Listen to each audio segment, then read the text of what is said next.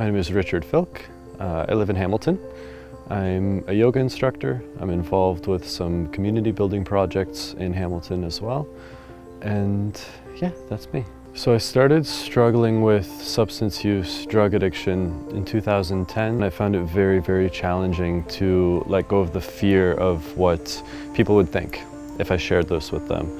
At the time, I was living in Guelph. I was completing a university degree there. I was working, I had friendships, I had a lot of things going on, and on the surface, it was very important to me to look like things were well put together. And I did a pretty good job at that until it got very, very hard. And a lot of people just disappeared. As soon as I would share that, within a little while, I'd stop hearing from them, and it was very hurtful. And it was very hard to continue to reach out, but that's what I absolutely had to do to start getting better. My name is Beata, and I am Richard's mother. When I first heard from Richard on Family Day, when he was almost 22, about his addiction to drugs, that was a complete shock. I believe that my children were spoken to openly about what world we live in. They have not lacked the knowledge of what drugs are and what are the dangers. I think we're starting to show that it's not a certain demographic that is afflicted with drug addiction. Those people that you look at, it's the homelessness and the mental health that's readily apparent that people think of first, but these are otherwise very average, otherwise healthy, normal-looking people, right, such as myself. And I remember feeling so protective because I worried about how medical staff will treat him. And I felt like I need to be there so they don't dare to mistreat him. I understand that within the city of Hamilton there's a lot of substance abuse. There's a lot of mental health and drug addiction problems that a lot of people are really suffering with.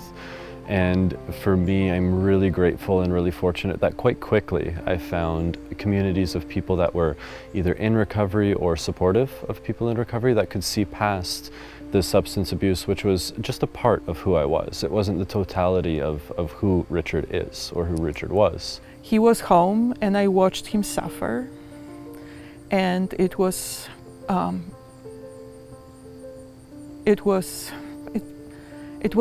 impossible to comprehend how much he suffered. Every time he came back, he was more sick. And it was harder and harder to see Richard within the shell of Richard's body. And that is what drug addiction is. It was like his personality was just disintegrating. Entertain the possibility that there is healing available to everyone, because I've seen absolutely miraculous transformations. Physically, mentally, emotionally, spiritually, people come back to life. Like from dying, from being like in the process of killing oneself to returning to a full and happy and healthy life. Had I not been pushed by a fork in the road, the one was to continue to use and relapse and overdose and quite likely die. So the alternative was a path of altruistic kind of connection and community building. And what I've gained was a life and an existence that is incredible. There were so many nights when I slept in the room next to his room thinking that he might be already dead. We had naloxone kit, it was used in this house, we revived him, went to emergency room, came back. I don't want to be misleading. This experience has been incredibly hard on our family. It's been hard on each of us separately. It was hard to be together, but we are. I feel happier than ever. And to start to heal together, I think in community. That's the fastest way that I summarize the incredible state of isolation that is drug addiction, is that the antidote to that is connection. I know for sure that Richard did not choose to get sick. I understood at some point that I don't get to have a healthy son. Just like lots of parents don't get to have healthy children.